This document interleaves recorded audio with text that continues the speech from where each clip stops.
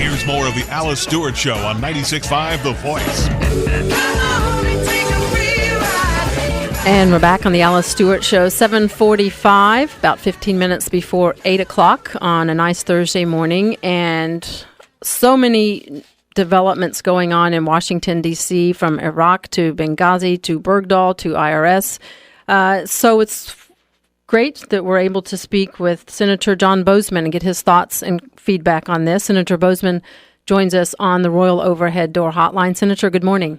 Hey, Alice, thanks so much for having me. I'm glad you could join us. And all of these news stories around the world making headlines and the topic of conversation, all of them pale in comparison to your health. And you had a emergency heart surgery in April. You are back at work. Welcome back. First off, how you're feeling. That's the most important story. No, I'm doing great. And I tell you, I had so many prayers from people in Arkansas, really throughout the country, and made a huge difference. The Lord blessed me, and I am well on the way to complete recovery. So things on that front are doing very, very well. I wish that the rest of the world, I wish the Iraq situation and some of these other things were doing as well as I am. Yeah, it is. On that note, I mean, it is changing by the minute. And as you know, in Iraq, the president has looked at possible use of special forces option in Iraq. As we know, he is not ruling out using airstrikes against the al-Qaeda-inspired Sunni Muslim insurgency that is really working its way and seized large amounts of territory in the northwest of Iraq. First off, your comment and reaction to what is actually going on the ground there right now. Well, I think sadly nobody really knows, for sure. This thing is really fluid. Certainly, the ISIS forces have the momentum, and so it's a very, very dangerous situation. The one thing I think we should have learned in Vietnam is that Congress shouldn't be micromanaging wars.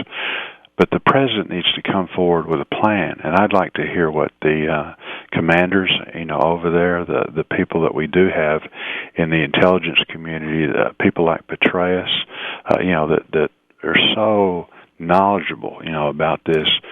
They need to come up with a plan, and I do think that they need to come before Congress.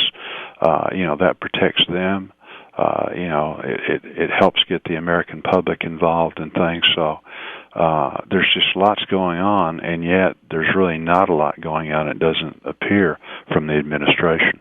And Senator Boozman, we saw that the president met yesterday with top leaders in Washington, with House Speaker John Boehner, Senate Democrat leader Harry Reid, Senate Republican leader Mitch McConnell, as well as Democratic House leader Nancy Pelosi. And the general consensus was just to get their pulse and to speak with them.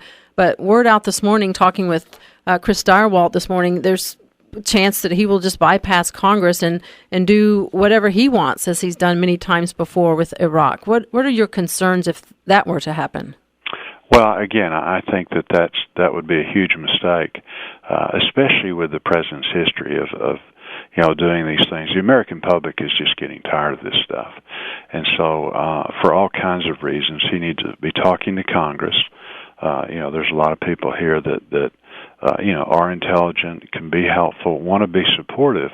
But how can you be supportive if you don't know what's going on, or if you haven't been given reasons to buy into this? So I think that it's smart that he shouldn't take anything off the table, even if he's mentally taken off. Why tell the enemy? And so those are good things. But he needs to come up with a plan, and he does need to inform Congress, and at some point needs to inform the public and get them to get public sentiment, public buy-in as to why he's doing it. And that should come, not from his National Security Council and things, which have been, suspect at best. But it needs to come from the commanders. It needs to come from people that have had a tremendous amount of experience in Iraq, and at one point were fairly successful over there. Yeah, right. And until we basically pulled up roots and left. I want to ask you this. Which was a huge mistake, and I think most people agree with that in the sense that, not leaving troops that would be, fighting, directly and things like that, but just the having the the leadership quality, continuing to train the military, continuing to give them intelligence and things like that, that would have made a huge difference, not only in making the military more prepared, but it really would have been a deterrent to the thugs that are over there now. Well, and on that note, Senator McCain had said last week that it was the value of leaving some residual forces back in the region to keep, as you mentioned, continue training them and have the presence and to hold back this ISIS force from making the progress that they did. However, the administration did not leave significant or sufficient residual forces, and now we have the situation that we do. Is it what's the option now? In terms of what are the options? So he's pursuing airstrikes, possibly boots on the ground. What do you see as the viable options? I think it's difficult. I there's really not a bunch of good choices. And then, you have to go back, and ultimately this goes back to Syria. And, the mess that's over there has essentially spilled over into Iraq. And so there's lots of moving pieces, but it is important. It's important our allies like Israel in the region, Turkey, we don't want it spilling over into countries like Turkey and Jordan. The other thing is it's a tremendous threat to our economy. One of the things that's so hard on the average working folks in Arkansas are high gas prices. And you get up around $4 a gallon, and it makes it very, very difficult.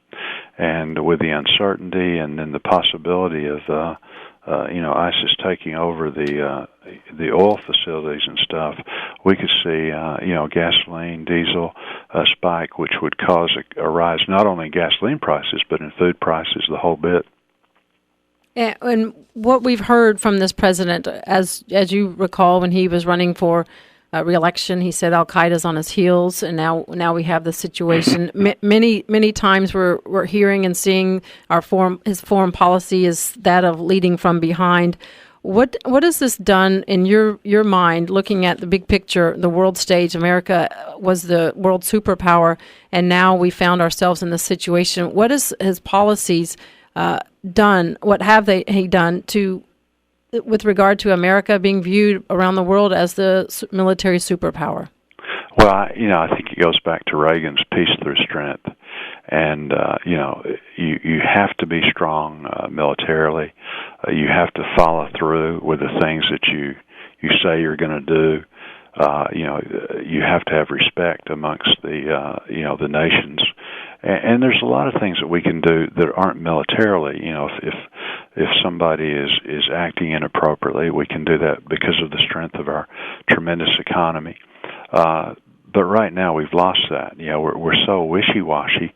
The rest of the world doesn't understand our foreign policy. I don't understand it. To be honest, I don't know that anybody understands it. If Al-Qaeda's on its heels now, it'd be interesting to see how they were if they were really up and running. Yeah, if they were up on their toes. Yeah, we'd be in serious trouble. I want to ask you about another really important story. We've got just 2 minutes left. The Veterans Administration scandal and how reports of patients' deaths not being put on lists, falsified records, cookbooks in order for VA officials to receive their pay increases and bonuses. And you've been a big supporter of the Veterans Administration Accountability Act. Are you satisfied with how this is being addressed? Well, we were able to pass a very bipartisan bill, and that's the good thing about veterans issues. Generally, Republicans, Democrats, Independents come together, and what they want is veterans to get reliable, timely, high quality care. Certainly they've earned that, and so we passed a bill. What the bill did was give the ability for the Veterans Administration to fire people, that simply weren't doing the job. And of course, for those of us that either were or in the public sector, that's a no-brainer. You ask, well, why isn't that there now? But it's not. The other thing that it does is transparency. You can go online, see what the wait times are and stuff. And then finally, if you are in a situation where you're looking at a long wait, we're actually trying to make it such that the veteran can go outside of the system and get quality care where he's at, and then the VA pick up the tab. All right. Well, we'll certainly trust that you're going to stay on top of that and keep an eye on it. And Senator Boozman, we're so glad you're back at work and healthy, and God bless to you, and thanks for your time. Well, thank you so much for having me, as always. All right. Take care. Have a great day. Bye-bye. All right. We're going to wrap it up there. Appreciate you joining us. Stick around this afternoon. Dave Ellswick will be talking about Common Core. Make sure you tune in today from 2 to 6. Glenn Beck is on deck. I'm Alice Stewart. Have a great day. We'll talk tomorrow.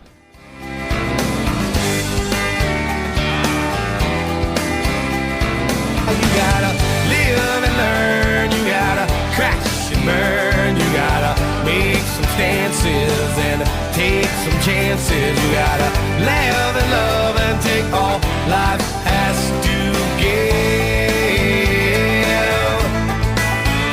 You gotta live and learn so you can learn to